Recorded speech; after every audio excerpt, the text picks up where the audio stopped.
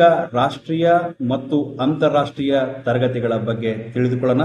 ತಿಂಗಳ ತಿರುಳು ಮಾರ್ಚ್ ತಿಂಗಳು. ಮಾರ್ಚ್ ತಿಂಗಳಲ್ಲಿ ನಮ್ಮ ರಾಷ್ಟ್ರದೊಳಗೆ ಮತ್ತು ಅಂತಾರಾಷ್ಟ್ರೀಯ ವ್ಯವಸ್ಥೆಯೊಳಗೆ ಏನೇನು ಘಟನೆಗಳು ಆಗಿದ್ದಾವೆ ಆ ಘಟನೆಗಳನ್ನು ನೋಡ್ಕೊಳ್ತಾ ಹೋಗೋಣ. ಈಗ ಮೊದಲನೇದಾಗಿ ನೋಡ್ತಾ ಬರೋಣ. ವಿಶ್ವ ವನ್ಯಜೀವಿಗಳ ದಿನ ಮಾರ್ಚ್ 3ನೇ ತಾರೀಕು. ನಿಮಗೆ ಕಾಣಿಸ್ತಾ ಇದೆ ಮಾರ್ಚ್ 3 ಯಾವುದಕ್ಕಾಗಿ ಏನಾಗಿದೆ ಅಂತ ಹೇಳಿದ್ರೆ, ಮಾರ್ಚ್ 3 ನಾವು ವಿಶ್ವ ವನ್ಯಜೀವಿಗಳ ದಿನ ಅಂತ ಹೇಳಿ ಕರಿತೀವಿ. ಗಮನಿಸಬೇಕಾಗಿರ್ತಕ್ಕಂಥ ಅಂಶ ಯಾಕೆ ಅಂತ ಹೇಳಿದ್ರೆ, ಈ ಪ್ರಶ್ನೆ ತುಂಬಾ ಸರಿ ಪ್ರಶ್ನೆಗಳನ್ನ ಕೇಳಿರ್ತಾರೆ. ವಿಶ್ವ ವನ್ಯಜೀವಿಗಳ ದಿನ ಎಂದು ಈ ಕೆಳಗಿನ ಯಾವ ದಿನದಂದು ನಾವು ಆಚರಿಸುತ್ತೇವೆ ಅಂತ ಕೇಳ್ತಾರೆ. ಹಾಗಾಗಿ ಈ ಪ್ರಶ್ನೆ ನೆನಪಿಟ್ಕೊಳ್ಬೇಕು. ಇದಕ್ಕೆ ಸಂಬಂಧಪಟ್ಟಿರ್ತಕ್ಕಂಥ ಕೆಲವೊಂದು ಮಾಹಿತಿಗಳಿದ್ದಾವೆ. ಪ್ರತಿ ವರ್ಷ ಮಾರ್ಚ್ 3 ನೆನಪಿಟ್ಕೊಳ್ಳಿ, ಮಾರ್ಚ್ 3ನೇ ತಾರೀಕನ್ನು ವಿಶ್ವ ವನ್ಯ ಜೀವಿಗಳ ದಿನ ಎಂದು ಆಚರಿಸುತ್ತಾರೆ. ಇದು ನೆನಪಿಟ್ಕೋಬೇಕಾಗಿರ್ತಕ್ಕಂಥ ಅಂಶ. ಇದು ಎದಕ್ಕೆ ಅಂತ ಹೇಳಿದ್ರೆ, ಕಾಡು ಪ್ರಾಣಿಗಳು ಮತ್ತು ಸಸ್ಯಗಳನ್ನು ರಕ್ಷಣೆ ಮಾಡಲಿಕ್ಕೆ ಜಾಗೃತಿ ಮೂಡಿಸುವಂತಹ ಕಾರ್ಯಕ್ರಮ. ಹೀಗಾಗಿ ಎಲ್ಲಿ ಸಸ್ಯಗಳು ಇರ್ತಾವೋ ಅಲ್ಲಿ ಕಾಡು ಪ್ರಾಣಿಗಳು ಹೆಚ್ಚು ಬದುಕಲಿಕ್ಕೆ ಯೋಗ್ಯವಾಗಿರ್ತಕ್ಕಂತಹ ಪ್ರದೇಶ ಆಗಿರುತ್ತೆ. ಹಾಗಾಗಿ ಮುಖ್ಯವಾಗಿ ನೆನಪಿಟ್ಕೊಳ್ರಿ, ಕಾಡು ಪ್ರಾಣಿಗಳು ಮತ್ತು ಸಸ್ಯಗಳನ್ನ ಸಂರಕ್ಷಣೆ ಮಾಡಲಿಕ್ಕೋಸ್ಕರ ಒಂದು ಜಾಗೃತಿ ಮೂಡಿಸುವಂತಹ ಬಹುಮುಖ್ಯವಾಗಿರ್ತಕ್ಕಂತಹ ಕಾರ್ಯ ಆಗಿದೆ. ಹಾಗಾಗಿ ಇದನ್ನು ನೆನಪಿಟ್ಕೋಬೇಕಾಗಿರ್ತಕ್ಕಂಥ ಅಂಶ. ಈಗ ಪ್ರಶ್ನೆ ಕೇಳುವಂಥದ್ದು ಏನ್ ಕೇಳ್ತಾನೆ ಅಂತ ಹೇಳಿದ್ರೆ, ಪ್ರತಿ ವರ್ಷದ ಪ್ರಶ್ನೆ ಪತ್ರಿಕೆಯಲ್ಲಿ ಗಮನಿಸಿದಾಗ ಈ ಥೀಮ್ಗಳು ಅಂತ ಕರೀತಾರೆ. ಥೀಮ್ಗಳು ಅಂತ ಹೇಳಿದ್ರೆ ಒಂದೇ, ಅಥವಾ ಘೋಷವಾಕ್ಯಗಳು ಅಂತ ಹೇಳಿದ್ರೆ ಒಂದೇ, ಅಥವಾ ನಿಮಗೆ ಧ್ಯೇಯ ವಾಕ್ಯಗಳು ಅಂತ ಕೇಳ್ತಾರೆ. ಈ ಮೂರಕ್ಕೂ ಕೂಡ ಒಂದೇ ರೀತಿಯಾಗಿರ್ತಕ್ಕಂಥ ಉತ್ತರವಾಗಿರುತ್ತದೆ. ಹಾಗಾಗಿ ಥೀಮ್ಗಳು ಅಂತ ಇಲ್ಲಿ ಬಳಸಿರ್ತೀನಿ. ಥೀಮ್ಗಳನ್ನ ನೀವು ಘೋಷವಾಕ್ಯಗಳು ಅಂತ ಹೇಳಿ ನೆನ್ಪಿಟ್ಕೋಬೇಕು. ವನ್ಯಜೀವಿ ಸಂರಕ್ಷಣೆಯಲ್ಲಿ ಡಿಜಿಟಲ್ ಅಂತಕ್ಕಂಥದ್ದು 2024 ಘೋಷವಾಕ್ಯವಾಗಿದೆ. ಏನಿದು ವನ್ಯಜೀವಿಗಳ ಸಂರಕ್ಷಣೆಯಲ್ಲಿ ಡಿಜಿಟಲ್ ಅಂತಕ್ಕಂಥ ಪದವನ್ನು ಬಳಸಿದ್ದಾರೆ. ಈ ಡಿಜಿಟಲ್ ಅಂತಕ್ಕಂಥ ಪದ ಎದಕ್ಕೆ ಸಂಬಂಧಪಟ್ಟಿದೆ?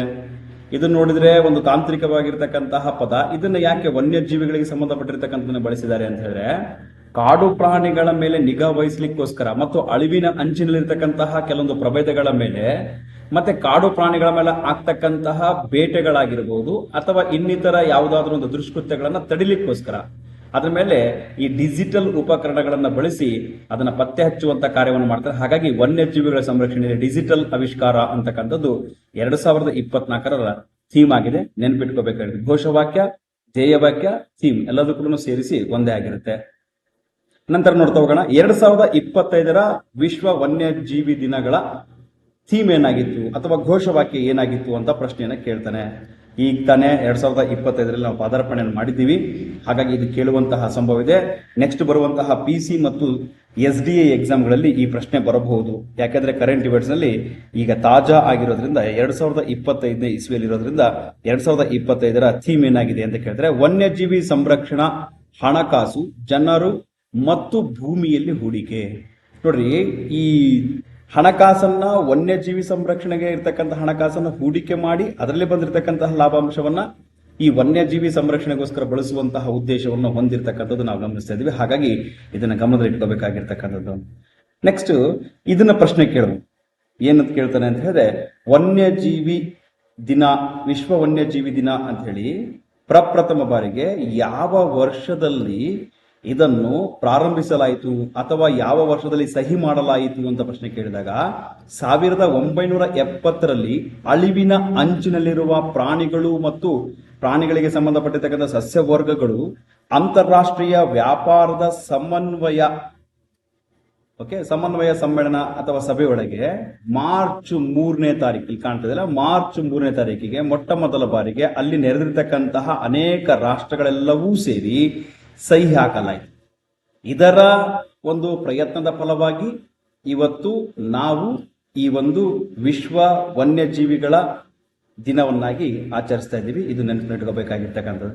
ಈ ಒಂದು ವಿಶ್ವ ವನ್ಯಜೀವಿಗಳ ದಿನ ಮಾರ್ಚ್ 3ರಲ್ಲಿ ನೀವು ನೆನಪಿಟ್ಕೋಬೇಕಾಗಿರ್ತಕ್ಕಂಥ ಅಂಶ ಒಂದು 2024 ಥೀಮ್ ಬರುತ್ತೆ, 2025 ಥೀಮ್ ಮತ್ತು 1973. ಈ 3 ಪಾಯಿಂಟ್ಗಳನ್ನ ತುಂಬಾ ಹೈಲೈಟ್ ಆಗಿ ನೆನಪಿಟ್ಕೋಬೇಕು ಮಾರ್ಚ್ 3ನೇ ತಾರೀಕಿಗೆ. ಈಗ ನೆಕ್ಸ್ಟ್ ಮತ್ತೊಂದು ವಿಶೇಷವಾಗಿರ್ತಕ್ಕಂಥ ದಿನ, ಮಾರ್ಚ್ ತಿಂಗಳಾಗಿರ್ತಕ್ಕಂಥ ಮತ್ತೊಂದು ವಿಷಯ ಕಾಣಿಸ್ತಾ ಇದೆ. ಕಿವಿ ಕಾಣಿಸ್ತಾ ಇದೆ. ಕಿವಿ ಅಂದ್ರೆ ಶ್ರವಣ ಅಂತ. ಹಾಗಾದ್ರೆ ವಿಶ್ವ ಶ್ರವಣ ದಿನ ಅದೇ ಮಾರ್ಚ್ 3, ಏನು ವನ್ಯಜೀವಿಗಳ ದಿನ ಇತ್ತಲ್ಲ ಅವತ್ತಿನ ದಿನನೇ ಸೇಮ್ ಆಗಿರ್ತಕ್ಕಂಥ ಡೇಟ್. ಹಾಗಾಗಿನೇ ಈ ಈ ಶ್ರವಣ ದಿನವನ್ನು ಮಾರ್ಚ್ 3ನೇ ತಾರೀಕಿಗೆ ನಾವು ಗಮನಿಸ್ತಾ ಇದ್ದೀವಿ. ಇಲ್ಲೇನು ಪಾಯಿಂಟ್ ಮಾಡಿದ್ದೀನಲ್ಲ, ಈ ಪಾಯಿಂಟ್ನಲ್ಲಿ ನೆನ್ಪಿಟ್ಕೊಡ್ರಿ, ಇದನ್ನ ನಾವು ಗಮನಿಸಬೇಕಾಗಿರ್ತಕ್ಕಂಥ ಅಂಶ. ಹೀಗಾಗಿ ವಿಶ್ವ ಶ್ರವಣ ದಿನವನ್ನ ಮಾರ್ಚ್ 3ನೇ ತಾರೀಕಿಗೆ ನಾವು ಗಮನಿಸ್ತಾ ಇದ್ದೀವಿ. ಓಕೆ, ಹಾಗಾದ್ರೆ ನೋಡ್ತಾ ಹೋಗೋಣ. ಮಾರ್ಚ್ 3 ಶ್ರವಣ ದಿನ ಅಂತ ಹೇಳಿದ್ರೆ ಏನು ಅಂತಂದ್ರೆ, ಕಿವುಡತನವನ್ನ ಕಡಿತಗೊಳಿಸ್ಲಿಕ್ಕೋಸ್ಕರ, ಕಿವುಡತನವನ್ನ ತೆಗೆದುಹಾಕ್ಲಿಕ್ಕೋಸ್ಕರ ಈ ಒಂದು ಶ್ರವಣ ದಿನವನ್ನು ಆಚರಣೆ ಮಾಡ್ತಾ ಇದ್ದಾರೆ.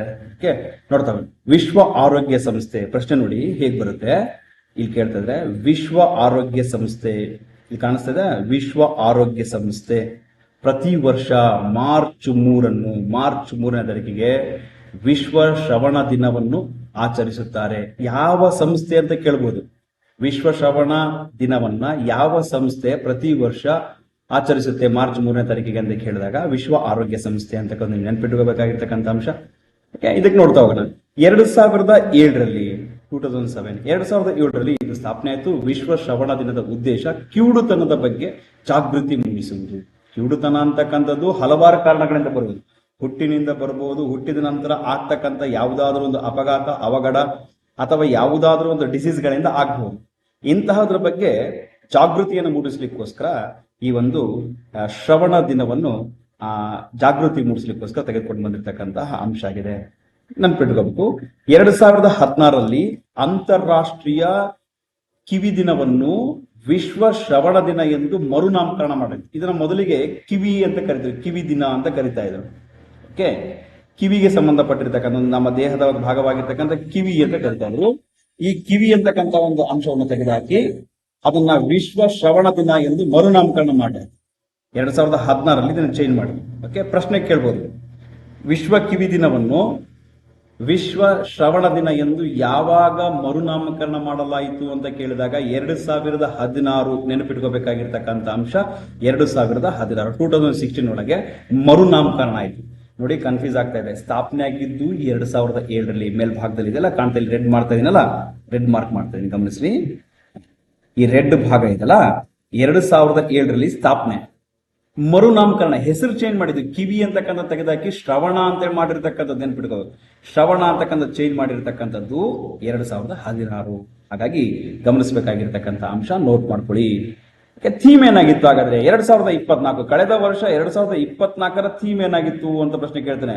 ವಿಶ್ವ ಶ್ರವಣ ದಿನದ 2024ರ ಥೀಮ್ ಈ ಕೆಳಗಿನದು ಏನಾಗಿತ್ತು ಅಂತ ಪ್ರಶ್ನೆ ಕೇಳಿದಾಗ ಮನಸ್ಸುಗಳನ್ನು ಬದಲಾಯಿಸುವುದು. ಇಲ್ಲಿ ಮನಸ್ಸುಗಳನ್ನ ಬದಲಾಯಿಸಿ, ಯಾರ ಮನಸ್ಸುಗಳನ್ನ ಬದಲಾಯಿಸುವುದು? ಓಕೆ, ಯಾರ್ಯಾರಿಗೆ ಅಂತ ದೋಷ ಇದೆ ಅವರನ್ನ ಕೀಳಾಗಿ ಕಾಣುವಂತಹ ಮನಸ್ಸುಗಳನ್ನ ಬದಲಾಯಿಸುವಂಥದ್ದು, ಅಥವಾ ಅವರನ್ನ ಅಪಹಾಸ್ಯ ಮಾಡುವಂತಹ ಮನಸ್ಸುಗಳನ್ನ ಬದಲಾಯಿಸಲಿಕ್ಕೋಸ್ಕರ ಈ ಒಂದು ಧ್ಯೇಯವಾಕ್ಯವನ್ನ, ಥೀಮ್ ಅನ್ನ ತೆಗೆದುಕೊಂಡು ಬಂದಿದ್ದಾರೆ. 2024ರ ವಿಶ್ವ ಶ್ರವಣ ದಿನದ ಥೀಮ್ ಏನಾಗಿತ್ತು ಅಂತ ಕೇಳಿದಾಗ ಮನಸ್ಸುಗಳನ್ನು ಬದಲಾಯಿಸುವುದು ಮುಖ್ಯವಾಗಿರ್ತಕ್ಕಂಥ. ಹಾಗಾದ್ರೆ 2025 ಏನಾಗಿತ್ತು? ಮನೋಭಾವನೆಗಳನ್ನು ಬದಲಾಯಿಸುವುದು ಮತ್ತು ಎಲ್ಲರಿಗೂ ಶ್ರವಣದ ಆರೈಕೆಯನ್ನು ವಾಸ್ತವವಾಗಿಸಲು ಸಬಲೀಕರಣಗೊಳಿಸಲು ಅಂತಕ್ಕಂಥದ್ದು ನೆನ್ಪಿಟ್ಕೋಬೇಕಾಗಿರ್ತಕ್ಕಂಥದ್ದು 2025 ಥೀಮ್ ಆಗಿದೆ. ಇದು ವಿಶ್ವ ಶ್ರವಣ ದಿನ ಮಾರ್ಚ್ 3. ಹಾಗಾಗಿ ನೆನ್ಪಿಟ್ಕೊಳ್ರಿ, ಏನ್ ಪ್ರಶ್ನೆ ಕೇಳಬಹುದು ಅಂತಕ್ಕಂಥ ನಾವು ಗಮನಿಸಿದಾಗ ವಿಶ್ವ ಶ್ರವಣ ದಿನವನ್ನು ಯಾವಾಗ ಆಚರಣೆ ಮಾಡಲಾಗುತ್ತೆ ಪ್ರತಿ ವರ್ಷ ಅಂತ ಕೇಳಿದಾಗ ನೆನ್ಪಿಟ್ಕೋಬೇಕು ಮಾರ್ಚ್ 3. ಅದಾದ ನಂತರ ಈ ಒಂದು ವಿಶ್ವ ಶ್ರವಣ ದಿನವನ್ನು ಮೊಟ್ಟ ಮೊದಲ ಬಾರಿಗೆ ಸ್ಥಾಪನೆ ಆಗಿದ್ದು 2007ರಲ್ಲಿ ಇದನ್ನು ಕಿವಿ ದಿನ ಅಂತ ಕರಿತಾ ಇದ್ರು. 2016ರ ಅಂತಾರಾಷ್ಟ್ರೀಯ ಕಿವಿ ದಿನವನ್ನು ವಿಶ್ವ ಶ್ರವಣ ದಿನ ಅಂತ ಹೇಳಿ ಅದನ್ನ ಹೆಸರನ್ನ ಬದಲಾವಣೆ ಮಾಡಿದ್ರು. ಹಾಗಾಗಿ ಮರುನಾಮಕರಣ ಮಾಡಲಾಯಿತು. 2024ರ ಥೀಮ್, 2025ರ ಥೀಮ್. ಇದಿಷ್ಟು ಪ್ರಶ್ನೆಗಳು ಬರುವಂತಹ ಸಂಭವಗಳಿದಾವೆ. ಇದು ನೆನ್ಪಿಟ್ಕೋಬೇಕಾಗಿದೆ. ಹಾಗಾದ್ರೆ ಮತ್ತೆ ವಿಶೇಷವಾಗಿ ದಿನಕ್ಕೆ ಮತ್ತೆ ಹೋಗೋಣ. ನಂತರದಲ್ಲಿ ಬರ್ತಾ ಇದೆ, ಕಾಣಿಸ್ತಾ ಇದೆ ನಿಮಗೆ, ಈಗ ಬರ್ತಾ ಇದೆ ಅಂತಾರಾಷ್ಟ್ರೀಯ ಮಹಿಳಾ ದಿನ. ಪ್ರತಿ ವರ್ಷ ಮಾರ್ಚ್ 8ನೇ ತಾರೀಕು, ಮಾರ್ಚ್ 8 ನಾವು ಅಂತಾರಾಷ್ಟ್ರೀಯ ಮಹಿಳಾ ದಿನವನ್ನ ಆಚರಿಸುತ್ತಿದ್ದೇವೆ. ಯಾಕೆ ಅಂತಂತೇಳಿ ಇಲ್ಲಿ ಸಂಬಂಧಪಟ್ಟಿರ್ತಕ್ಕಂಥ ವಿವರಣೆ ಇದೆ, ನೋಡೋಣ. ಏನಿದು ಮಹಿಳಾ ದಿನಾಚರಣೆ ಅಥವಾ ಅಂತಾರಾಷ್ಟ್ರೀಯ ಮಹಿಳಾ ದಿನಾಚರಣೆ ಅಂದ್ರೆ ಏನು? ಲಿಂಗ ಸಮಾನತೆಯ ಜಗತ್ತನ್ನು ರಚಿಸಲು. ನೋಡಿ, ಗಂಡು ಮತ್ತು ಹೆಣ್ಣು ಎರಡು ಸಮ ಅಂತಕ್ಕಂತಹ ಜಗತ್ತನ್ನೇ ರಚನೆ ಮಾಡ್ಬೇಕಂದ್ರೆ ಜಗತ್ತಿನಲ್ಲಿ ವಾಸಿಸುವಂತಹ ಪ್ರತಿ ಗಂಡು ಮತ್ತು ಹೆಣ್ಣು ಇಬ್ಬರು ಸಮಾನರು ಅಂತಕ್ಕಂಥದ್ದು. ಓಕೆ, ಈ ಒಂದು ಕಾನ್ಸೆಪ್ಟ್ ಇಟ್ಕೊಂಡು ತೆಗೆದುಕೊಂಡು ಬಂದಿರತಕ್ಕಂಥದ್ದು ಅಂತಾರಾಷ್ಟ್ರೀಯ ಮಹಿಳಾ ದಿನ ಮಾರ್ಚ್ 8. ನೋಡೋಣ. 28 ಫೆಬ್ರವರಿ 1909 ಈ ದಿನವನ್ನು ಮೊದಲ ಬಾರಿಗೆ ಆಚರಿಸಲಾಯಿತು. ಫಸ್ಟ್ ಟೈಮ್ ಯಾವಾಗ ಆಚರಣೆ ಮಾಡಿದ್ರು ಅಂತ ಪ್ರಶ್ನೆ ಕೇಳಿದಾಗ ಫೆಬ್ರವರಿ 28, 1909 ಇದನ್ನ ಮೊದಲ ಬಾರಿಗೆ ಆಚರಿಸಲಾಯಿತು. ನೆನಪಿಟ್ಕೋಬೇಕಾಗಿರ್ತಕ್ಕಂಥ ಅಂಶ. ನೆಕ್ಸ್ಟ್, 1975 ವಿಶ್ವಸಂಸ್ಥೆಯು ಮಾರ್ಚ್ 8 ಅಂತಾರಾಷ್ಟ್ರೀಯ ಮಹಿಳಾ ದಿನವನ್ನು ಆಚರಿಸಲು ಪ್ರಾರಂಭಿಸಿದೆ. ನೋಡಿ, 1909 ಮೊಟ್ಟ ಮೊದಲ ಬಾರಿಗೆ ಫೆಬ್ರವರಿ 28 ಇದನ್ನು ಮೊದಲ ಬಾರಿಗೆ ಆಚರಣೆ ಮಾಡಿದ್ರು. ಆದ್ರೆ ಅಧಿಕೃತವಾಗಿ ವಿಶ್ವಸಂಸ್ಥೆ, ನೆನಪಿಟ್ಕೊಳ್ಳಿ, 1975 ಅಧಿಕೃತವಾಗಿ ವಿಶ್ವಸಂಸ್ಥೆ ಮಾರ್ಚ್ 8 ಮಹಿಳಾ ದಿನವನ್ನಾಗಿ ಆಚರಿಸಲು ಪ್ರಾರಂಭಿಸಿತು. 1975 ಹಿಡಿದು 2025 ತನಕ ಸಂಪೂರ್ಣವಾಗಿ ವಿಶ್ವಾದ್ಯಂತ ಮಾರ್ಚ್ 8 ಅಂತಾರಾಷ್ಟ್ರೀಯ ಮಹಿಳಾ ದಿನವನ್ನ ಆಚರಿಸ್ತಾ ಇದ್ದಾರೆ. ಇದು ನೆನಪಿಟ್ಕೋಬೇಕಾಗಿರ್ತಕ್ಕಂಥ ಅಂಶ. ನೆಕ್ಸ್ಟ್ ಗಮನಿಸೋಣ, ಥೀಮ್ ಏನಾಗಿತ್ತು ಪ್ರಶ್ನೆ ಕೇಳುವಂತದ್ದಿದೆ. 2024 ಅಂತಾರಾಷ್ಟ್ರೀಯ ಮಹಿಳಾ ದಿನಾಚರಣೆಯ ಥೀಮ್ ಅಥವಾ ಘೋಷವಾಕ್ಯ ಏನಾಗಿತ್ತು ಅಂತ ಪ್ರಶ್ನೆ ಕೇಳ್ತಾನೆ. ಥೀಮ್ ಅಂತ ಹೇಳಿದ್ರೆ ಹೇಳಿದೀನಿ, ಘೋಷವಾಕ್ಯ ಅಥವಾ ಧ್ಯೇಯವಾಕ್ಯ ಅಂತಕ್ಕಂಥದ್ದು. ಸೊ ಥೀಮ್ ಏನಾಗಿತ್ತು ಅಂದ್ರೆ ಮಹಿಳೆಯರಲ್ಲಿ ಹೂಡಿಕೆ. ನೋಡಿ, ಎರಡು ಇದೆ. ಮಹಿಳೆಯರಲ್ಲಿ ಹೂಡಿಕೆ, ಅವರಿಗೆ ಇನ್ವೆಸ್ಟ್ಮೆಂಟ್ ಮಾಡೋಕ್ಕೆ ಸ್ವಲ್ಪ ಬೇಕಾಗಿತ್ತು ಹಣಕಾಸಿನ ವ್ಯವಸ್ಥೆ ಅಂತ ಅರ್ಥ. ಹೂಡಿಕೆ ಮತ್ತು ಅವರ ಪ್ರಗತಿ, ಅವರ ಇಂಪ್ರೂವ್ಮೆಂಟ್ ಅನ್ನ ವೇಗಗೊಳಿಸಿ ಸ್ಪೀಡ್ ಅಪ್ ಮಾಡುವಂಥದ್ದು ಅಂತ. ಓಕೆ, ಮಹಿಳೆಯರಿಗೆ ಹೂಡಿಕೆ ಕೊಡುವಂಥದ್ದು, ಅವರಿಗೆ ಸಣ್ಣ ಪ್ರಮಾಣದ ಸಾಲವನ್ನ ಕೊಡುವಂಥದ್ದು ಅಥವಾ ಇನ್ನಿತರ ಏನಾದರೂ ಅವರಿಗೆ ಆರ್ಥಿಕವಾಗಿರ್ತಕ್ಕಂಥ ಸೌಲಭ್ಯಗಳನ್ನು ಕೊಡುವಂಥದ್ದು, ಅವರಿಗೆ ಪ್ರಗತಿಗೆ ಅವಕಾಶ ಕಲ್ಪಿಸಿಕೊಡೋದು, ಅದನ್ನು ವೇಗಗೊಳಿಸಿದ ಮುಖ್ಯ ಉದ್ದೇಶ, ಅದನ್ನು ಸ್ಪೀಡ್ ಅಪ್ ಮಾಡುವಂಥದ್ದು, ಅದು ಮುಖ್ಯವಾಗಿರ್ತಕ್ಕಂಥ ಉದ್ದೇಶ ಆಗಿದೆ 2024 ಥೀಮ್. ನೆನಪಿಟ್ಕೋಬೇಕಾಗಿರ್ತಕ್ಕಂಥ ಅಂಶ. ನೋಡೋಣ ಹಾಗಾದ್ರೆ. ನೆಕ್ಸ್ಟ್, 2025 ಥೀಮ್ ಏನಾಗಿತ್ತು? ರೀಸೆಂಟ್ ಆಗಿ PC ಎಕ್ಸಾಮ್ಗೆ ಮತ್ತೆ SD ಎಕ್ಸಾಮ್ಗೆ ಮುಂಬರ್ತಕ್ಕಂಥ ಎಲ್ಲಾ ಪರೀಕ್ಷೆಗಳಿಗೆ ಕೇಳುವಂತಹ ಪ್ರಶ್ನೆ ಇದು. 2025 ಥೀಮ್ ಏನಾಗಿತ್ತು ಅಂದ್ರೆ ಎಲ್ಲಾ ಮಹಿಳೆಯರು ಮತ್ತು ಹುಡುಗಿಯರಿಗಾಗಿ. ಸೊ ನೆನಪಿಟ್ಕೊಡ್ರಿ, ಹುಡುಗಿಯರಿಗಾಗಿ ಹಕ್ಕುಗಳು, ಸಮಾನತೆ, ಸಬಲೀಕರಣ. ಇದು 2025 ಥೀಮ್ ಆಗಿದೆ. ಎಲ್ಲಾ ಮಹಿಳೆಯರು ಮತ್ತು ಹುಡುಗಿಯರಿಗಾಗಿ ಹಕ್ಕುಗಳು, ಅವ್ರಿಗೆ ಬೇಕಾಗಿರ್ತಕ್ಕ ರೈಟ್ಸ್, ಸಮಾನತೆ, ಈಕ್ವಾಲಿಟಿ, ಮತ್ತು ಅವ್ರಿಗೆ ಬೇಕಾಗಿರ್ತಕ್ಕಂಥ ಸಬಲೀಕರಣವನ್ನು ಒದಗಿಸುವಂಥದ್ದು. ಇದು 2025 ಥೀಮ್ ಆಗಿದೆ. ಹಾಗಾದ್ರೆ ಮುಂದಿನ ದಿನಕ್ಕೆ ಹೋಗೋಣ. ಅದೇ ಮತ್ತೆ ಮಾರ್ಚ್ ತಿಂಗಳೊಳಗೆ ಬರ್ತಕ್ಕಂಥ ಮತ್ತೊಂದು ಸ್ಪೆಷಲ್ ಆಗಿರ್ತಕ್ಕಂಥ ಡೇ ಇದೆ, ಧೂಮಪಾನ ನಿಷೇಧ ದಿನ. ಮಾರ್ಚ್ 13 ನೆನಪಿಟ್ಕೊಳ್ಬೇಕಾಗಿರ್ತಕ್ಕಂಥದ್ದು. ವಿಶ್ವ ಧೂಮಪಾನ ದಿನಾಚರಣೆಯನ್ನು ಎಂದು ಆಚರಿಸುತ್ತಾರೆ ಅಂತ ಪ್ರಶ್ನೆ ಕೇಳಿದ್ರೆ ಮಾರ್ಚ್ 13 ನೆನಪಿಟ್ಕೊಳ್ಬೇಕಾಗಿರ್ತಕ್ಕಂಥ ಅಂಶ. ಇದೆಲ್ಲವೂ ಕೂಡ ಮಾರ್ಚ್ ತಿಂಗಳಲ್ಲಿ ನಡೆದಿರ್ತಕ್ಕಂಥ ಘಟನೆಗಳನ್ನ ಹೇಳ್ತಾ ಇದ್ದೀನಿ. ಅದರೊಳಗೆ ಮಾರ್ಚ್ 13, ಮಾರ್ಚ್ ತಿಂಗಳು ಪ್ರತಿ 2ನೇ ಬುಧವಾರ. ಇದು ಪ್ರಶ್ನೆ ಕೇಳ್ತಾನೆ, ನೆನಪಿಟ್ಕೊಳ್ಳಿ. ಯಾವ ವಾರ ಅಂತಂದ್ರೆ ಕೇಳ್ಬೋದು ಅಥವಾ ದಿನ ಅಂತ ಆದ್ರೂ ಕೇಳ್ಬೋದು. ಓಕೆ, ಪ್ರತಿ ವರ್ಷ ನೀವು ನೆನಪಿಟ್ಕೋಬೇಕಾಗಿರ್ತಕ್ಕಂಥದ್ದು ಬುಧವಾರ, 2ನೇ ಬುಧವಾರ ಅಂತ ನೆನಪಿಟ್ಕೋಬೇಕು. ಪ್ರತಿ ಮಾರ್ಚ್ ತಿಂಗಳ 2ನೇ ಬುಧವಾರವನ್ನು ಧೂಮಪಾನ ನಿಷೇಧ ದಿನವನ್ನಾಗಿ ಆಚರಿಸ್ತಾರೆ ಮಾರ್ಚ್ ತಿಂಗಳಲ್ಲಿ. ಗಮನಿಸಬೇಕಾಗಿರ್ತಕ್ಕಂಥ ಅಂಶ. ಹಾಗಾದ್ರೆ ನೋಡೋಣ. ಮೊದಲ ಬಾರಿಗೆ 1984 ದ ಫಸ್ಟ್ ಟೈಮ್ 1984 ಒಳಗೆ ಯುನೈಟೆಡ್ ಕಿಂಗ್ಡಮ್, UK ಒಳಗೆ ಯುನೈಟೆಡ್ ಕಿಂಗ್ಡಮ್ನಲ್ಲಿ ಧೂಮಪಾನ ನಿಷೇಧವನ್ನು ಮೊದಲ ಬಾರಿಗೆ ಆರಂಭಿಸಲಾಯಿತು. ಕೇಳ್ತಾರೆ, ಈ ಧೂಮಪಾನ ನಿಷೇಧ ದಿನವನ್ನು ಮೊಟ್ಟ ಮೊದಲ ಬಾರಿಗೆ ಯಾವಾಗ ಮತ್ತು ಎಲ್ಲಿ ಆಚರಿಸಿದರು? ಎಲ್ಲಿ ಅಂತ ಕೂಡ ಕೇಳಬಹುದು ಅಥವಾ ಯಾವಾಗಾದ್ರೂ ಕೇಳಬಹುದು. ಯಾವಾಗ ಅಂತ ಕೇಳಿದಾಗ 1984 ಎಲ್ಲಿ? ಯುನೈಟೆಡ್ ಕಿಂಗ್ಡಮ್, UK ಒಳಗೆ ಇದನ್ನು ಮೊಟ್ಟ ಮೊದಲ ಬಾರಿಗೆ ಧೂಮಪಾನ ನಿಷೇಧ ದಿನವನ್ನ ಮಾರ್ಚ್ 2ನೇ ಬುಧವಾರ ಅದನ್ನ ಸ್ವೀಕರಿಸಿದರು. ಓಕೆ, ಹಾಗಾದ್ರೆ ನೆಕ್ಸ್ಟ್ ಮತ್ತೆ ನೋಡ್ತಾ ಹೋಗೋಣ. ಭಾರತದಲ್ಲಿ ಈ ರಿಲೇಟೆಡ್ ಆಗಿರ್ತಕ್ಕಂಥ ಪ್ರಶ್ನೆ ಆಗಿರುತ್ತಾ ನೋಡಿ. ಭಾರತದಲ್ಲಿ 26 ಕೋಟಿಗೂ ಹೆಚ್ಚು ಜನ ತಂಬಾಕು ಸೇವನೆ ಮಾಡುವಂತ ಅಥವಾ ಧೂಮಪಾನವನ್ನು ಸೇವನೆ ಮಾಡತಕ್ಕಂಥ ಇದ್ದಾರೆ. ಓಕೆ, ಹಾಗಾಗಿ ಈ ಸೇವನೆಯಿಂದ ನಮ್ಮ ದೇಶದೊಳಗೆ ಪ್ರತಿ ವರ್ಷ 10 ಲಕ್ಷಕ್ಕೂ ಅಧಿಕ ಜನ ಮರಣ ಹೊಂದ್ತಾ ಇದ್ದಾರೆ. ಅಕ್ಯುರೇಟ್ ಆಗಿ ಹೇಳಲಿಕ್ಕೆ ಬರಲ್ಲ, 10 ಲಕ್ಷ ಅಂತ ಹೇಳಲಿಕ್ಕೆ ಬರಲ್ಲ, 10 ಲಕ್ಷಕ್ಕಿಂತ ಹೆಚ್ಚಿಗೆ ಹೋಗ್ತಾ ಇದ್ದಾರೆ, ಅಂದ್ರೆ ಮರಣ ಹೊಂದ್ತಾ ಇದ್ದಾರೆ, ಬಲಿಯಾಗ್ತಾ ಇದ್ದಾರೆ ಈ ಒಂದು ದುಶ್ಚಟಕ್ಕೆ. ಸೊ ಹಾಗಾಗಿ 25 ಕೋಟಿಗೂ ಅಧಿಕ ಜನ ಇದನ್ನ ಬಳಸ್ತಾ ಇದ್ದಾರೆ. ಪ್ರತಿ ವರ್ಷ 10 ಕೋಟಿ ಜನ ಇದರಿಂದನೇ ಸಾವನ್ನು ತೆಗೆಸ್ಕೊಳ್ತಾ ಇದ್ದಾರೆ, ಬಲಿ ಆಗ್ತಾ ಇದ್ದಾರೆ. ಹಾಗಾಗಿ ಧೂಮಪಾನ ಈ ರಾಷ್ಟ್ರದಿಂದ ಮತ್ತೆ ಪ್ರಪಂಚದಿಂದ ಹೋಗ್ಬೇಕು. ಅದರ ನಿಟ್ಟಿನೊಳಗೆ ಮಾರ್ಚ್ 13 ಪ್ರತಿ ವರ್ಷ ಧೂಮಪಾನದ ಬಗ್ಗೆ ವಿಶೇಷವಾಗಿರ್ತಕ್ಕಂತಹ ಜಾಗೃತಿ ಅಭಿಯಾನಗಳು ಮತ್ತು ತರಗತಿಗಳು, ಇನ್ನಿತರ ಯಾವುದಾದ್ರೂ ಸ್ಪೆಷಲ್ ಆಗಿರ್ತಕ್ಕಂತಹ ಇವೆಂಟ್ಸ್ ಗಳನ್ನ ಮಾಡ್ತಾ ಇರ್ತಾರೆ ಆಗಾಗ. ನೆಕ್ಸ್ಟ್ ನೋಡ್ತಾ ಹೋಗೋಣ. 2025 ಥೀಮ್ ಏನಾಗಿತ್ತು? ಆಕರ್ಷಣೆಯ ಮುಖವಾಡವನ್ನು ಕಳಚಿ. ನೋಡಿ, ಆಕರ್ಷಣೆಯ ಮುಖವಾಡವನ್ನು ಕಳಚಿ. ಈ ನೋಡಿ, ಸ್ವಲ್ಪ ಇಲ್ಲಿ ಗಮನಿಸಬೇಕಾಗಿರ್ತಕ್ಕಂಥ ಅಂಶ ಏನು ಅಂತ ಹೇಳಿದ್ರೆ, ಈಗ ಇತ್ತೀಚೆಗೆ ನೀವು ಯಾವುದೇ ಸಿಗರೇಟ್ ಪ್ಯಾಕ್ಗಳಲ್ಲಿ ಅಥವಾ ಗುಟಕದ ಪ್ಯಾಕ್ಗಳಲ್ಲಿ ಗಮನಿಸಿರ್ತೀರಿ, ಒಂದು ಚಿತ್ರ ಹಾಕಿರ್ತಾರೆ. ಅಂದ್ರೆ ಇದರ ದುಷ್ಪರಿಣಾಮ ಬೀರುವಂತ ಚಿತ್ರಗಳನ್ನ ಹಾಕಿರ್ತಾರೆ. ಲಂಗ್ಸ್ ಏನಾದರೂ ಕೊಳತೋಗಿರುವಂಥದ್ದು, ಅಥವಾ ಹಾಳಾಗಿರುವಂಥದ್ದು, ಅಥವಾ ಬಾಯಿ ಏನಾದರೂ ವಸಡುಗಳು ಏನಾದ್ರು ಆಗಿರುವಂಥದ್ದು, ಹೀಗೆ ಆಪರೇಷನ್ ಆಗಿರುವಂಥ ಚಿತ್ರಗಳನ್ನ ಕೊಡ್ತಾ ಇರ್ತಾರೆ. ಇದರ ಅರ್ಥ ಏನು ಅಂತ ಹೇಳಿದ್ರೆ, ಆ ಪ್ಯಾಕ್ ಅನ್ನು ನೋಡಿ ಅಟ್ರಾಕ್ಟ್ ಆಗಿ ಸೇದೋದಲ್ಲ, ಅದು ನಿಜವಾಗಿರ್ತಕ್ಕಂತಹ ಏನ್ ಅಂಶ ಇದೆ ಅದನ್ನ ಹೇಳುವಂಥದ್ದು. ಹಾಗಾಗಿ ಆಕರ್ಷಣೆಯನ್ನ ಕಳುಚುವಂಥದ್ದು ಮುಖ್ಯವಾಗಿರ್ತಕ್ಕಂಥದ್ದು. ನೆಕ್ಸ್ಟ್ ನೋಡ್ತಾ ಹೋಗೋಣ. ನಿಮ್ ಕಣ್ಮುಂದೆ ಬರ್ತಾ ಇದೆ ಮಾರ್ಚ್ 14 ವಿಶ್ವ ಕಿಡ್ನಿ ದಿನ. ಗಮನಿಸಬೇಕಾಗಿರ್ತಕ್ಕಂಥದ್ದು, ವಿಶ್ವ ಕಿಡ್ನಿ ದಿನವನ್ನು ಯಾವಾಗ ಆಚರಿಸುತ್ತಾರೆ ಅಂತ ಪ್ರಶ್ನೆ ಕೇಳಿದಾಗ ಮಾರ್ಚ್ 14 ನೆನ್ಪಿಟ್ಕೊಳ್ರಿ, ಅಥವಾ ಮಾರ್ಚ್ 14 ಈ ಕೆಳಗಿನ ಯಾವ ದಿನ ಎಂದು ಆಚರಿಸುತ್ತೇವೆ ಅಂತೇಳಿ 4 ಆಪ್ಷನ್ ಕೊಟ್ಟಿರ್ತಾನೆ. ವಿಶ್ವ ಕಿಡ್ನಿ ದಿನ ಸರಿಯಾದ ಉತ್ತರ. ಹಾಗಾಗಿ ಇದರಲ್ಲಿ 2 ಪ್ರಶ್ನೆ ಬರ್ಬೋದು, ನೆನ್ಪಿಟ್ಕೊಳ್ಳಿ. ನೆಕ್ಸ್ಟ್ ನೋಡ್ತಾ ಹೋಗೋಣ ಮತ್ತೇನಾಗ್ತಾ ಇದೆ ಅಂತ. ಮೊದಲ ಬಾರಿಗೆ 2006 ಮೊಟ್ಟ ಮೊದಲ ಬಾರಿಗೆ 2006 ಇದನ್ನ ಪ್ರಾರಂಭಿಸಲಾಯಿತು. ಓಕೆ, 2006 ನೆನ್ಪಿಟ್ಕೋಬೇಕಾಗಿರ್ತಕ್ಕಂಥ 2024 ಥೀಮ್ ಎಲ್ಲರಿಗೂ ಕಿಡ್ನಿ ಆರೋಗ್ಯ ಅಂತಕ್ಕಂಥದ್ದು ಇದರ ಥೀಮ್ ಆಗಿತ್ತು. 2024 ಥೀಮ್. ನೆಕ್ಸ್ಟ್ ಏನಾಗಿದೆ ಅಂತ ನೋಡ್ತಾ, 2022 ಥೀಮ್ ಏನಾಗಿದೆ, ನಿಮ್ಮ ಕಿಡ್ನಿಗಳು ಸರಿಯಾಗಿದೆಯೇ ಪ್ರಶ್ನೆ. ನೋಡಿ, ನಮಗೆಲ್ಲರೂ ಕೇಳ್ತಿದ್ರೆ ನಿಮ್ಮ ಕಿಡ್ನಿಗಳು ಸರಿಯಾಗಿದೆಯೇ ಪತ್ತೆ ಮಾಡಿ ಆರೋಗ್ಯವನ್ನು ಕಾಪಾಡಿಕೊಳ್ಳಿ. ನೋಡಿ, ಎಲ್ಲಾ ಕಡೆಗೂ ಕಿಡ್ನಿ ಸಮಸ್ಯೆ ಅಂತ ಇರ್ತಾರೆ. ಈ ಕಿಡ್ನಿ ಸಮಸ್ಯೆಯನ್ನ ನೀವು ಪರಿಶೀಲನೆ ಮಾಡ್ರಿ, ಪತ್ತೆ ಹಚ್ಚಿಸ್ಕೊಳ್ರಿ, ಅದಾದ ನಂತರ ಆರೋಗ್ಯವನ್ನು ನೀವು ಕಾಪಾಡ್ಕೊಳ್ರಿ ಅಂತಕ್ಕಂಥದ್ದು ಹೇಳ್ತಾ ಇದ್ದಾರೆ. ನೆಕ್ಸ್ಟ್ ಏನಾಗಿದೆ ನೋಡ್ತಾ ಹೋಗೋಣ. ಮತ್ತೊಂದು ವಿಶೇಷವಾಗಿರ್ತಕ್ಕಂಥ ದಿನ ನಿಮ್ ಕಣ್ಣಿಂದ ಕಾಣ್ತಾ ಇದೆ, ವಿಶ್ವ ಗ್ರಾಹಕರ ದಿನ.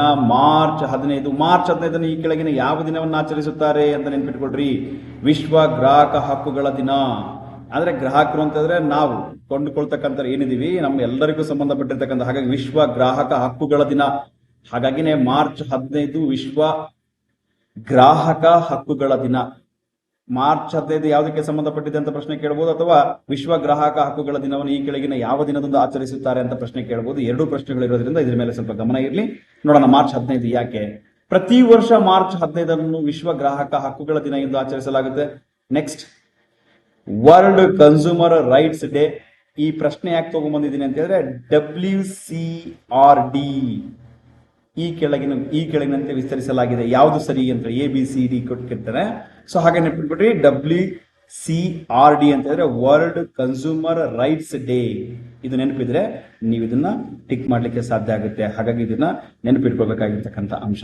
ನೋಡೋಣ, 1973 1983 ಮೊಟ್ಟ ಮೊದಲ ಬಾರಿಗೆ ವಿಶ್ವ ಗ್ರಾಹಕ ಹಕ್ಕುಗಳ ದಿನವನ್ನು ಆಚರಿಸಿದ್ರಿ. ಇಷ್ಟೆಲ್ಲ ಪ್ರಶ್ನೆ ಕೇಳಿದ್ಮೇಲೆ ಇದೊಂದು ಪ್ರಶ್ನೆ ಕೇಳ್ತಾನೆ, ವಿಶ್ವ ಗ್ರಾಹಕ ಹಕ್ಕುಗಳ ದಿನವನ್ನು ಮೊಟ್ಟ ಮೊದಲ ಬಾರಿಗೆ ಯಾವಾಗ ಆಚರಿಸಲಾಯಿತು ಅಂತ ಪ್ರಶ್ನೆ ಕೇಳಿದಾಗ 1983 ಇದನ್ನ ಮೊಟ್ಟ ಮೊದಲ ಬಾರಿಗೆ ಆಚರಿಸಲಾಯಿತು. ಗಮನಿಸಬೇಕಾಗಿರ್ತಕ್ಕಂಥ ಅಂಶ. ಮತ್ತೇನಿದೆ, 2024 ಥೀಮ್ ಏನಾಗಿತ್ತು ನೋಡೋಣ. ಥೀಮ್ ಅಂತ ಹೇಳಿದ್ರೆ ಹೇಳಿದ್ರೆ ಘೋಷವಾಕ್ಯ, ಧ್ಯೇಯವಾಕ್ಯ, ನೆನಪಿಟ್ಕೊಳ್ಬೇಕಾಗಿರ್ತಕ್ಕಂಥ ಅಂಶ. ನೋಡೋಣ, 2024 ಥೀಮ್ ಏನಾಗಿತ್ತು ಅಂದ್ರೆ ಗ್ರಾಹಕರಿಗೆ ನ್ಯಾಯಯುತ ಮತ್ತು ಜವಾಬ್ದಾರಿಯುತ ವ್ಯವಸ್ಥೆಯನ್ನು ಕಲ್ಪಿಸಿಕೊಡುವಂಥದ್ದು. ನೆಕ್ಸ್ಟ್ 2025 ಥೀಮ್ ಏನಾಗಿತ್ತು ಅಂದ್ರೆ ಸುಸ್ಥಿರ ಗ್ರಾಹಕ ಎಂಬುದು 2025 ಥೀಮ್ ಆಗಿದೆ. ಇದು ವಿಶ್ವ ಗ್ರಾಹಕ ಹಕ್ಕುಗಳ ದಿನಕ್ಕೆ ಸಂಬಂಧಪಟ್ಟಿರ್ತಕ್ಕಂಥ ಮಾಹಿತಿ ಮಾರ್ಚ್ 15. ಹಾಗಾದ್ರೆ ನೆಕ್ಸ್ಟ್ ನೋಡ್ತಾ ಹೋಗೋಣ. ಮತ್ತೊಂದು ವಿಶೇಷವಾಗಿರ್ತಕ್ಕಂಥ ದಿನ ನಿಮ್ಮ ಮುಂದೆ ಕಾಣ್ತಾ ಇದೆ, ವ್ಯಾಕ್ಸಿನೇಷನ್ ಡೇ. ರಾಷ್ಟ್ರೀಯ ವ್ಯಾಕ್ಸಿನೇಷನ್ ದಿನ ಮಾರ್ಚ್ 16. ಪ್ರಶ್ನೆ ಕೇಳಬಹುದು, ವ್ಯಾಕ್ಸಿನೇಷನ್ ದಿನವನ್ನು ಯಾವಾಗ ಆಚರಿಸಲಾಗುತ್ತೆ? ಪ್ರತಿ ವರ್ಷ ಮಾರ್ಚ್ 16. ರಾಷ್ಟ್ರೀಯ ವ್ಯಾಕ್ಸಿನೇಷನ್ ಡೇ ಈ ಕೆಳಗಿನ ಯಾವ ದಿನದಿಂದ ಆಚರಿಸುತ್ತೇವೆ ಅಂತ ಪ್ರಶ್ನೆ ಕೇಳಬಹುದು, ಮಾರ್ಚ್ 16. ಗಮನಿಸಬೇಕಾಗಿರ್ತಕ್ಕಂಥ ಅಂಶ. ಹಾಗಾದ್ರೆ ನೆಕ್ಸ್ಟ್ ಏನಾಗ್ತದೆ ನೋಡ್ತಾ ಹೋಗೋಣ. 1978 1978 ಪ್ರೋಗ್ರಾಮ್ ಆನ್ ಈ ವ್ಯಾಕ್ಸಿನೇಷನ್ ಡೇ ಅನ್ನ ಮೊಟ್ಟ ಮೊದಲ ಬಾರಿಗೆ ಯಾವಾಗ ಆಚರಿಸಲಾಯಿತು ಅಂತ ಪ್ರಶ್ನೆ ಕೇಳಿದಾಗ 1978. ಇದು ಗಮನಿಸಬೇಕಾಗಿರ್ತಕ್ಕಂಥದ್ದು. ಓಕೆ, ಮತ್ತೆ ಮುಂದೆ ಏನಾಗಿದೆ, ಥೀಮ್ ಏನಾಗಿದೆ 2024 ಥೀಮ್ ಏನಾಗಿದೆ ಅಂತ ಗಮನಿಸೋಣ. ಲಸಿಕೆಗಳು ಪ್ರತಿಯೊಬ್ಬರಿಗೆ ಕೆಲಸ ಮಾಡುತ್ತವೆ. ಅಂದ್ರೆ ಲಸಿಕೆ ಪ್ರತಿಯೊಬ್ಬ ವ್ಯಕ್ತಿಗೆ ತನ್ನದೇ ಆಗಿರ್ತಕ್ಕಂಥ ಗುಣಪಡಿಸುವಂತ ಕಾರ್ಯವನ್ನು ಮಾಡುತ್ತದೆ ಅಂತಕ್ಕಂಥದ್ದು ಥೀಮ್ ಆಗಿದೆ. ನೆಕ್ಸ್ಟ್ 2025 ಥೀಮ್ ಏನಾಗಿತ್ತು, ಎಲ್ಲರಿಗೂ ಲಸಿಕೆಗಳು ಕಾರ್ಯನಿರ್ವಹಿಸುತ್ತವೆ. ಎಲ್ಲರಿಗೂ ಕಾರ್ಯನಿರ್ವಹಿಸುತ್ತೆ ಅಂತಕ್ಕಂಥದ್ದು ಇದರ ಮತ್ತೊಂದು ಥೀಮ್ ಆಗಿದೆ.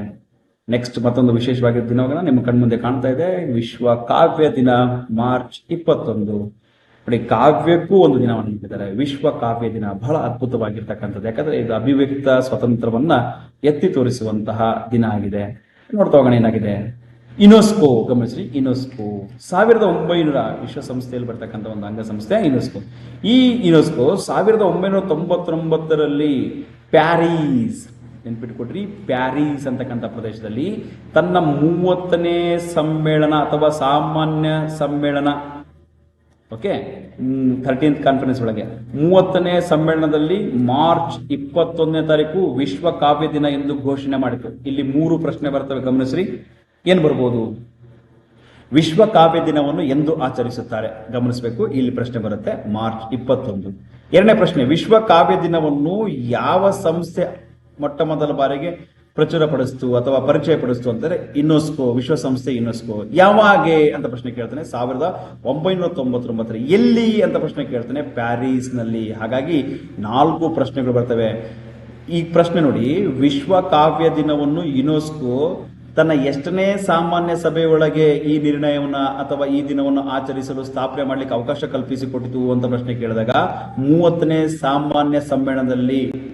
ಓಕೆ, ನೆನಪಿಟ್ಕೊಳ್ಬೇಕಾಗಿರ್ತಕ್ಕಂಥದ್ದು ಮಾರ್ಚ್ 21. ಹೋಗೋಣ ಏನಾಗಿದೆ, ಥೀಮ್ಸ್ಗಳು ಏನಾಗಿದೆ. 2024 ಥೀಮ್ ಇದು ರೈತರ ಅಂತಾಗಿದೆ, ಮೋಸ್ಟ್ಲಿ ಕನ್ಫ್ಯೂಸ್ ಆಗಿರುತ್ತೆ. ಸೊ ರೈತರ ಅಂತಲ್ಲ, ಕವಿಗಳ ಭುಜಗಳ ಮೇಲೆ ನಿಂತಿದೆ ಅಂತಕ್ಕಂಥ ನೆನಪಿಟ್ಕೋಬೇಕು. ರೈತರ ಅಂತ ಸ್ವಲ್ಪ ಮಿಸ್ಟೇಕ್ ಆಗಿದೆ, ಸ್ವಲ್ಪ ಗಮನಿಸಿ. ಕವಿಗಳು ಅಥವಾ ಬರಹಗಾರರ ಭುಜಗಳ ಮೇಲೆ ನಿಂತಿದೆ ಅಂತಕ್ಕಂಥ ಗಮನಿಸಿ. 2025 ಥೀಮ್ ಏನಾಗಿದೆ, ಕಾವ್ಯ ಮತ್ತು ಬಹುಭಾಷತ್ವ, ಪೋಷಣೆ ಮತ್ತು ಅನುವಾದ.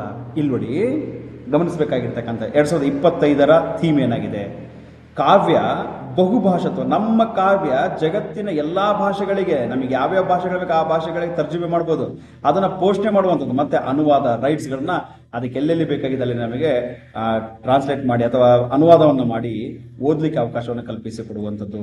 ಕನ್ನಡದಲ್ಲಿ ಇರತಕ್ಕಂಥ ಅನೇಕ ಕಾವ್ಯಗಳು ಬೇರೆ ಬೇರೆ ಭಾಷೆಗಳಿಗೆ ಅನುವಾದಗೊಂಡಿವೆ. ಮತ್ತೆ ಕನ್ನಡದೊಳಗೆ ಬೇರೆ ಬೇರೆ ಭಾಷೆಯಲ್ಲಿರ್ತಕ್ಕಂಥ ಅನೇಕ ಕಾವ್ಯಗಳು ಇಲ್ಲಿ ಕೂಡ ಅನುವಾದಗೊಂಡಿವೆ. ಇದೊಂದು ಅಭಿವ್ಯಕ್ತ ಸ್ವಾತಂತ್ರ್ಯಕ್ಕೆ ಹಿಡಿದಿರ್ತಕ್ಕಂಥ ಕೈಗನ್ನಡಿಯಾಗಿದೆ. ಇದು ಗಮನಿಸಬೇಕಾಗಿರ್ತಕ್ಕಂಥ ಅಂಶ. ನೆಕ್ಸ್ಟ್ ಮತ್ತೊಂದು ವಿಶೇಷವಾಗಿರ್ತದೆ ದಿನಕ್ಕೆ ಹೊರಡೋಣ. ಕಾಣಿಸ್ತಾ ಇದೆ ನಿಮಗೆ, ಒಂದು ದೊಡ್ಡ ಅರಣ್ಯ ಕಾಣ್ತಾ ಇದೆ. ಹಾಗಾಗಿ ವಿಶ್ವ ಅರಣ್ಯ ದಿನ ಮಾರ್ಚ್ 21. ಗಮನಿಸಬೇಕು. ಪ್ರಶ್ನೆ ಹೇಗೆ ಕೇಳ್ತಾನೆ, ಮಾರ್ಚ್ 21 ಈ ಕೆಳಗಿನ ಯಾವ ದಿನವನ್ನು ಆಚರಿಸುತ್ತೇವೆ ಅಂತ ಹೇಳಿದ್ರೆ ವಿಶ್ವ ಅರಣ್ಯ ದಿನ, ಅಥವಾ ವಿಶ್ವ ಅರಣ್ಯ ದಿನವನ್ನು ಯಾವ ದಿನದಂದು ಆಚರಿಸುತ್ತೇವೆ ಅಂತ ಹೇಳಿದ್ರೆ ಮಾರ್ಚ್ 21. 2 ಪ್ರಶ್ನೆಗಳು ಇದರಲ್ಲಿದ್ದಾರೆ, ಗಮನಿಸಿ. ನೆಕ್ಸ್ಟ್ ನೋಡ್ತಾ ಹೋಗೋಣ. ವಿಶ್ವಸಂಸ್ಥೆಯ ಸಾಮಾನ್ಯ ಸಭೆಯಲ್ಲಿ ನೋಡಿ, ವಿಶ್ವಸಂಸ್ಥೆ ಇದು ಗಮನಿಸಬೇಕಾಗಿರ್ತಕ್ಕಂಥ ವಿಶ್ವಸಂಸ್ಥೆಯ ಸಾಮಾನ್ಯ ಸಭೆಯಲ್ಲಿ 2012 ಯಾವಾಗ ಅಂತ ಪ್ರಶ್ನೆ ಕೇಳ್ಬಿಡ್ತಾನೆ. ಹಾಗಾಗಿ ನಿಮ್ಮ ಮುಂದೆ ಇದೆ 2012ರಲ್ಲಿ ವಿಶ್ವ ಅರಣ್ಯ ದಿನವನ್ನು ಸ್ಥಾಪಿಸಲಾಯಿತು. ಪ್ರಶ್ನೆ ಏನ್ ಕೇಳ್ತಾನೆ ಅಂದರೆ ವಿಶ್ವ ಅರಣ್ಯ ದಿನ ಎಂದು ಯಾವಾಗ ಸ್ಥಾಪಿಸಲಾಯಿತು? 2012. ವಿಶ್ವ ಅರಣ್ಯ ದಿನವನ್ನು ಯಾರು ಅಥವಾ ಯಾವ ಸಂಸ್ಥೆ ಸ್ಥಾಪನೆ ಮಾಡಿತು ಅಂದ್ರೆ ವಿಶ್ವಸಂಸ್ಥೆ. ನೆನಪಿಟ್ಕೋಬೇಕಾಗಿರ್ತಕ್ಕಂಥ ಅಂಶ. ನೆಕ್ಸ್ಟ್ ನೋಡ್ತಾ ಹೋಗೋಣ. 2024ರ ಥೀಮ್ ಏನಾಗಿತ್ತು? ಅರಣ್ಯಗಳು ಮತ್ತು ನಾವೀನ್ಯತೆ, ಉತ್ತಮ ಜಗತ್ತಿಗೆ ಹೊಸ ಪರಿಚಯ ಅಥವಾ ಪರಿಹಾರ ಅಂತಕ್ಕಂಥದ್ದು. ಅರಣ್ಯಗಳು ಮತ್ತು ನಾವೀನ್ಯತೆ ಉತ್ತಮ ಜಗತ್ತಿಗೆ ಹೊಸ ಪರಿಹಾರವನ್ನು ತಂದು ಕೊಡುತ್ತೆ. ಸೊ ಹಾಗಾಗಿ ಇದು 2024ರ ಥೀಮ್ ಆಗಿತ್ತು. 2025 ಥೀಮ್ ಏನಂತ, ಅರಣ್ಯಗಳು ಮತ್ತು ಆಹಾರ. ಅರಣ್ಯಗಳಿದ್ರೇನೆ ಆಹಾರ ಅಂದ್ರೆ ಸಕಲ ಜೀವಿಗಳಿಗೆ ಆಹಾರ ಒದಗಿಸುವುದು. ಹಾಗಾಗಿ ಅರಣ್ಯಗಳು ಮತ್ತು ಆಹಾರ ಅಂತಕ್ಕಂಥ ಥೀಮ್ ಆಗಿತ್ತು. ಹಾಗಾದ್ರೆ ನೆಕ್ಸ್ಟ್ ಮತ್ತೊಂದು ವಿಶೇಷವಾಗಿರ್ತಕ್ಕಂತಹ ಕಣ್ಮುಂದೆ ಕಾಣ್ತಾ ಇದೆ, ಗುಬ್ಬಚ್ಚಿ. ಹಾಗಾದ್ರೆ ವಿಶ್ವ ಗುಬ್ಬಚ್ಚಿ ದಿನ ಮಾರ್ಚ್ 20. ಪ್ರತಿ ವರ್ಷ ಮಾರ್ಚ್ 20 ಗುಬ್ಬಚ್ಚಿಗಳ ದಿನ ಎಂದು ಆಚರಿಸುತ್ತೇವೆ. ಓಕೆ, ನೋಡ್ತಾ ಹೋಗೋಣ ಏನಾಗಿದೆ. 2010ರಲ್ಲಿ ವಿಶ್ವ ಗುಬ್ಬಚ್ಚಿ ದಿನವನ್ನು ಆಚರಣೆ ಮಾಡಲಾಯಿತು. 2010ರ ವೇಳೆಗೆ ವಿಶ್ವ ಗುಬ್ಬಚ್ಚಿ ದಿನವನ್ನು ಪ್ರಾರಂಭಿಸಲು ಯಾವಾಗ ಅಂತ ಪ್ರಶ್ನೆ ಕೇಳ್ತಾನೆ. ಯಾಕೆ ಗುಬ್ಬಚ್ಚಿ ಬಂತು? ಗುಬ್ಬಚ್ಚಿಗೆ ಯಾಕೆ ಸಂಬಂಧ? ಇದನ್ನ ಯಾಕೆ ಮತ್ತೆ ಎಕ್ಸ್ಟ್ರಾ ಸೇರಿಸಿದ್ರೆ, ಗುಬ್ಬಚ್ಚಿಗಳು ಈಗ ಈ ಟವರ್ ಲೊಕೇಶನ್ಸ್ ಗಳು ಬಂದ ನಂತರ ಅಥವಾ 4G 5G ಬಂದ ನಂತರ ಇವುಗಳ ಸಂಖ್ಯೆ ಕಡಿಮೆ ಆಗ್ತಾ ಇದೆ. ನಾವೆಲ್ಲರೂ ಚಿಕ್ಕರಿರ್ಬೇಕಾದ್ರೆ ಹಳ್ಳಿಗಳಲ್ಲಿ ಮನೆಗಳ ಅಂಗಳದಲ್ಲಿ ಮತ್ತೆ ಸಣ್ಣ ಸಣ್ಣ ಹೊಸದಾಗಿರ್ತಕ್ಕಂಥ ಬಿಲ್ಡಿಂಗ್ಗಳಲ್ಲಿ ಅನೇಕ ಮನೆಗಳಲ್ಲಿ ವಾಸವಾಗಿರುವಂತಹ ಈಕೋ ಫ್ರೆಂಡ್ಲಿ ಆಗಿರುವಂತಹ ಮತ್ತು ಮನುಷ್ಯನಿಗೆ ಹತ್ತಿರವಾಗಿರ್ತಕ್ಕಂತಹ ಪುಟ್ಟ ಪಕ್ಷಿಯಾಗಿತ್ತು. ಇತ್ತೀಚಿನ ದಿನಗಳಲ್ಲಿ ಇದು ಕಳೆದು ಹೋಗ್ತಾ ಇದೆ. ಇಟ್ ಮೀನ್ಸ್ ಅಳೆದು ಹೋಗ್ತಾ ಇದೆ. ಇದ್ರ ಬಗ್ಗೆ ಜಾಗೃತಿ ಇರಲಿ ಅನ್ನೋ ಕಾರಣಕ್ಕೋಸ್ಕರ ಈ 2010ರಲ್ಲಿ ವಿಶ್ವ ಗುಬ್ಬಚ್ಚಿ ದಿನವನ್ನ ಮೊಟ್ಟ ಮೊದಲ ಬಾರಿಗೆ ಪ್ರಾರಂಭ ಮಾಡಿದ್ರು. ನೋಡ್ತಾ ಹೋಗೋಣ ಏನಾಗಿದೆ ನೋಡಿ. NFS nature for ever society. ಇದು ಪ್ರಶ್ನೆ ನೆನ್ಪಿಟ್ಕೊಡ್ರಿ. NFS, nature for ever society. 25 ಹೆಚ್ಚು ದೇಶಗಳ ಅನೇಕ ಪ್ರಭೇದಗಳ ಮಾಹಿತಿಯನ್ನು ತನ್ನ ಅಧಿಕೃತ ವೆಬ್ಸೈಟ್ನಲ್ಲಿ ಪರಿಚಯಿಸುವ ಮೂಲಕ ಜಾಗೃತಿಯನ್ನು ತೆಗೆದುಕೊಂಡು ಬಂದರು. ಅದಾದ ನಂತರ ಏನಾಯ್ತು ಅಂತ ಹೇಳಿದ್ರೆ, ಇದಕ್ಕೆ ಒಂದು ವಿಶೇಷವಾಗಿರ್ತಕ್ಕಂಥ ಮಾನ್ಯತೆ ಸಿಕ್ತು. ವಿಶ್ವ ಗುಬ್ಬಚ್ಚಿಗಳಿಗೋಸ್ಕರ ಒಂದು ದಿನಾಚರಣೆಯನ್ನ ಮಾಡೋಣ ಅಂತಕ್ಕಂಥ ಯೋಚನೆ ಆಯಿತು. ಹಾಗಾಗಿ 2010ರಲ್ಲಿ ಇದನ್ನ ಪರೀಕ್ಷೆ ಮಾಡಿದ್ರು. 2024ರ ಥೀಮ್ ಏನಾಗಿತ್ತು ಪ್ರಶ್ನೆ ಕೇಳ್ತಾರೆ. ಗುಬ್ಬಚ್ಚಿಗಳು ಉಳಿವು ಮತ್ತು ಅಭಿವೃದ್ಧಿ. ಗುಬ್ಬಚ್ಚಿಗಳ ಉಳಿಸ್ಬೇಕು ಮತ್ತೆ ಅವುಗಳನ್ನ ಅಭಿವೃದ್ಧಿ ಪಡಿಸಬೇಕು. ಯಾವುದೇ ಕಾರಣಕ್ಕೂ ಅದನ್ನ ಭೇಟಿಯಾಡುವಂಥದ್ದು ಅಥವಾ ಅದಕ್ಕೆ ಹಿಂಸೆ ಕೊಡುವಂಥದ್ದು ಅಥವಾ ಅದನ್ನ ಅಳಿತಕ್ಕಂಥ ಯಾವುದಾದ್ರೂ ಇದ್ರೆ ಅದನ್ನ ತೆಗೆದು ಹಾಕುವಂತ ಕಾರ್ಯಕ್ರಮವನ್ನು ಮಾಡಬೇಕು. ಜೊತೆಗೆ ಅವನ್ನ ಅಭಿವೃದ್ಧಿ ಪಡಿಸ್ಲಿಕ್ಕೋಸ್ಕರ ಏನ್ ಮಾಡಬಹುದು, ಅವುಗಳಿಗೆ ಆಹಾರ ಕೊರತೆ ಇದೆನಾ ಅಥವಾ ಏನಾದ್ರೂ ಅವರಿಗೆ ಎಫೆಕ್ಟ್ ಆಗುವಂತಹ ಯಾವುದಾದ್ರೂ ಮೂಲಗಳಿದಾವ ಅದನ್ನು ಪತ್ತೆ ಹಚ್ಚಿ ಅದಕ್ಕೆ ಸಂಬಂಧಪಟ್ಟಿರ್ತಕ್ಕಂಥ ಅಭಿವೃದ್ಧಿನ ಮಾಡುವಂಥದ್ದು. ಸೊ ನೋಡ್ತಾ ಹೋಗೋಣ. 2025 ಥೀಮ್ ಏನಾಗಿದೆ, ಪ್ರಕೃತಿಯ ಪುಟ್ಟ ಸಂದೇಶವಾಹಕರಿಗೆ ಗೌರವ. ನೋಡಿ, ಸಂದೇಶವಾಹಕರಿಗೆ ಪುಟ್ಟ ಅಂತ ಸೇರಿಸಿದ್ರೆ ಚಿಕ್ಕದಾಗಿರ್ತಕ್ಕಂಥ ಸಂದೇಶವಾಹಕ ಅಂದ್ರೆ ಯಾವುದೇ ಪರಿಸರಕ್ಕೆ ಲಾಸ್ ಮಾಡಲಾರ್ದಂತಹ ಜೀವಿ ಇದು. ಪುಟ್ಟದಾಗಿರ್ತಕ್ಕಂಥ ಜೀವಿ, ಸಣ್ಣ ಮನೆಯನ್ನು ಕಟ್ಟಿಕೊಂಡು ತನ್ನ ಪೋಷಣೆ ಮಾಡಿಕೊಂಡು ಸಣ್ಣ ಪ್ರಮಾಣದ ಆಹಾರವನ್ನು ತಿಂದು ಜೀವಿಸುವಂಥದ್ದು. ಹಾಗಾಗಿ ಅಂತಹ ಸಂದೇಶವಾಹಕರಿಗೆ ಗೌರವವನ್ನು ಕೊಡತಕ್ಕಂಥದ್ದು 2025 ಥೀಮ್ ಆಗಿದೆ. ಗಮನಿಸಬೇಕಾಗಿರ್ತಕ್ಕಂಥ ಪ್ರಶ್ನೆ. NFS ನೆನ್ಪಿಟ್ಕೊಡ್ರಿ, 2024 ಥೀಮ್ ನೆನ್ಪಿಟ್ಕೊಡ್ರಿ, 2025 ಥೀಮ್ ನೆನ್ಪಿಟ್ಕೊಡ್ರಿ, ಮತ್ತು 2010 ಯಾವಾಗ ಮೊಟ್ಟ ಮೊದಲ ಬಾರಿಗೆ ಪರಿಚಯ ಮಾಡಿಕೊಡಲಾಯಿತು ಅಂತ ಕೇಳಿದಾಗ 2010 ನೆನ್ಪಿಟ್ಕೋಬೇಕಾಗಿದೆ. ಇಷ್ಟ ಆಗಿದೆ ಅಂತ ಭಾವಿಸಿದ್ದೀನಿ. ಮತ್ತೆ ನೆಕ್ಸ್ಟ್ ವಿಶೇಷವಾಗಿರ್ತಕ್ಕಂಥ ಮತ್ತೊಂದು ದಿನ ಅದೇ ಮಾರ್ಚ್ ನೋಡ್ತಾ ಹೋಗೋಣ. ಈಗ ನಿಮ್ಮ ಕಣ್ಮುಂದೆ ಬರ್ತಾ ಇದೆ, ಕಾಣಿಸ್ತಾ ಇದೆ, ಸ್ಟ್ರೈಕ್ ಮಾಡ್ತಾ ಇದ್ದಾರೆ. ಏನಿರ್ಬೋದು ಇದು ಗಮನಿಸ್ತಾ ಇದ್ದೀವಿ. ಆದ್ರೆ ಹೋಗೋಣ. ಜನಾಂಗೀಯ ತಾರತಮ್ಯ, ಅಂತಾರಾಷ್ಟ್ರೀಯ ಜನಾಂಗೀಯ ತಾರತಮ್ಯ ನಿರ್ಮೂಲನಾ ದಿನ ಅಂತೇಳಿ ಕರೀತಾರೆ. ಇದನ್ನ ನೆನ್ಪಿಟ್ಕೋಬೇಕು. ಇದು ಕೂಡ ಮಾರ್ಚ್ 21.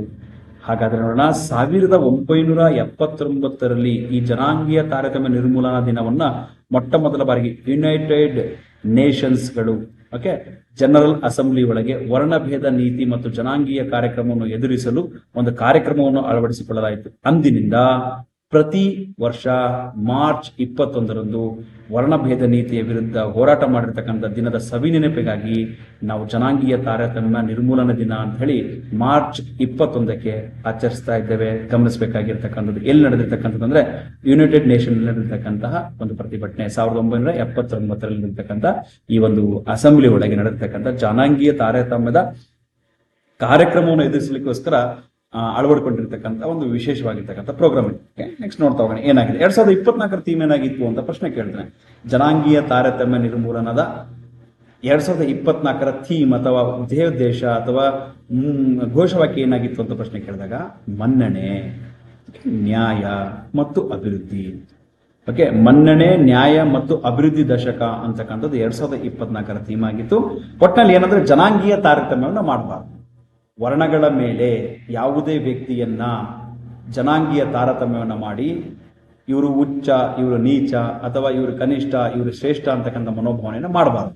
ಸೊ ಈ ಥೀಮನ್ನ ಇದು ವ್ಯಕ್ತಪಡಿಸಿದೆ. 2025 ಏನಾಗಿದೆ, ಧ್ವನಿಗಳಿಗಾಗಿ ಧ್ವನಿ ಎತ್ತುವುದು.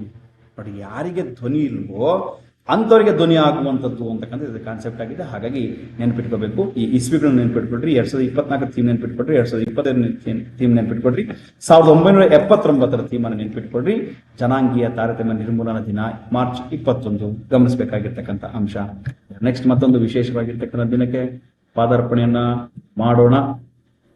ಈ ಮಾರ್ಚ್ ತಿಂಗಳ ಮತ್ತೊಂದು ವಿಶೇಷ ಕೇಳಲೇಬೇಕಾಗಿರ್ತಕ್ಕಂಥ ಪ್ರಶ್ನೆ, ತುಂಬಾ ಸರಿ ರಿಪೀಟ್ ಆಗಿರ್ತಕ್ಕಂಥ ಪ್ರಶ್ನೆ, ವಿಶ್ವ ಜಲ ದಿನ. ಯಾಕೆ ಅಂತ ಹೇಳಿದ್ರೆ ಈಗ ಪ್ರಪಂಚದಾದ್ಯಂತ ನೀವು ಗಮನಿಸಿದ್ರಿ, ಜಲ ಅಂದ್ರೆ ನೀರು ಕಡಿಮೆ ಆಗ್ತಾ ಇದೆ, ಹೀಟ್ ಜಾಸ್ತಿ ಆಗ್ತಾ ಇದೆ, ಉಷ್ಣಾಂಶ ಹೆಚ್ಚುತ್ತಿರುವುದರಿಂದ ನೀರಿನ ಕೊರತೆ ಪ್ರಪಂಚದಾದ್ಯಂತ ತುಂಬಾ ಹರಡ್ತಾ ಇದೆ. ಹಾಗಾಗಿ ವಿಶ್ವ ಜಲ ದಿನದ ಬಗ್ಗೆ ಸಾಕಷ್ಟು ಪ್ರಶ್ನೆ ಕೇಳಿದ್ರೆ ಮಾರ್ಚ್ 22 ಗಮನಿಸಬೇಕಾಗಿರ್ತಕ್ಕಂಥ ಅಂಶ. ಮಾರ್ಚ್ 22ನ್ನ ವಿಶ್ವ ಜಲ ದಿನ ಎಂದು ಆಚರಿಸುತ್ತಾರೆ. ಏನಾಗಿದೆ ಏನು 22 ಮಾರ್ಚ್ 1993ರಂದು 1993 ಮಾರ್ಚ್ 22 ಫಸ್ಟ್ ಟೈಮ್ ಇದನ್ನ ಪ್ರಾರಂಭ ಮಾಡಲಾಯಿತು. ವಿಶ್ವ ಜಲ ದಿನವು ಮಾರ್ಚ್ 22 ಪ್ರತಿ ವರ್ಷ ಆಚರಣೆ ಮಾಡ್ಕೊಳ್ತಾ ಬರ್ತಾ ಇದ್ದೀವಿ ವಿಶ್ವಾದ್ಯಂತ. ಇದು ತಾಜಾ ನೀರಿನ ಮಹತ್ವ ಎತ್ತಿ ತೋರಿಸುತ್ತದೆ, ಎತ್ತಿ ಹೇಳುತ್ತದೆ. ತಾಜಾ ನೀರು ಇಟ್ ಮೀನ್ಸ್ ಕುಡಿಯುವ ನೀರು ಅಂತಕ್ಕಂಥದ್ದು. ನಮಗೆ ಮತ್ತೆ ಸಸ್ಯಗಳಿಗೆ ಬೇಕಾಗಿರ್ತಕ್ಕಂಥ, ಪ್ರಾಣಿ ಮೂಲಕ್ಕೆ ಬೇಕಾಗಿರ್ತಕ್ಕಂತಹ ತಾಜಾ ನೀರಿನ ಮಹತ್ವವನ್ನ ಎತ್ತಿ ಹೇಳುವಂಥದ್ದು ಮುಖ್ಯವಾಗಿರ್ತಕ್ಕಂಥದ್ದು. ಹಾಗಾದ್ರೆ ಈ ವಿಶ್ವ ಜಲ ದಿನದ 2024ರ ಥೀಮ್ ಏನಾಗಿತ್ತು? ಶಾಂತಿಗಾಗಿ ನೀರು. ಯಾಕಂದ್ರೆ ದೇಶಗಳು ಹೊಡೆದಾಡುವಂಥದ್ದು, ಯುದ್ಧಗಳನ್ನು ಮಾಡುವಂಥದ್ದು ಈ ನದಿಯ ನೀರಿನ ಮೂಲಕ್ಕಾಗಿ ಆಯ್ತು. ಇದನ್ನ ಕಡಿತಗೊಳಿಸಲಿಕ್ಕೋಸ್ಕರ ಶಾಂತಿಗಾಗಿ ನೀರು ಅಂತಕ್ಕಂತಹ ಪದವನ್ನ 2024ರಲ್ಲಿ ಬಳಸಿದ್ರು.